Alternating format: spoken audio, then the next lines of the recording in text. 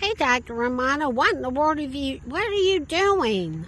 I can't believe what I just saw, and I want to share it with you. Tell me what you see in front of me. When you look at this, give yourself a second and say to yourself, what the hell is it? What comes to your mind, Nancy, when you see this?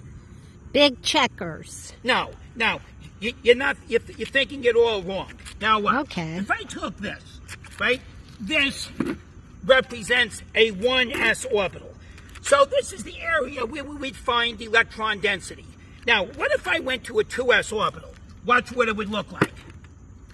I would do this.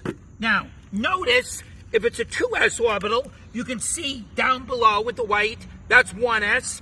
And this black area is an area called a node, where there's no electron density.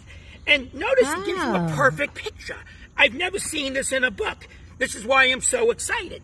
Now, watch me go to the 3s orbital. Notice, we're going to have another node, and now we have our orbital. So notice, if I'm in the 3s orbital, how many nodes do I have? I have 2 nodes. Oh, now, 2? if you go a little bit higher, give me another second. Now, what do I have? Well, we have 1, 2, 3, 4. 4. We have a 4s orbital. So if I'm in a 4s orbital, look what's all around me.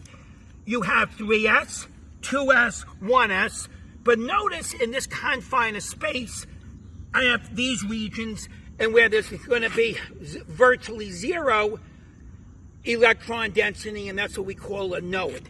So as you can see, I just showed you a great example of how to conceptualize this idea of nodes and what we call antinodes, etc. So as you can see here, this will give you a very good understanding of this idea of a node. Area where there's no electron density. So the 4s confine of space contains 3 nodes.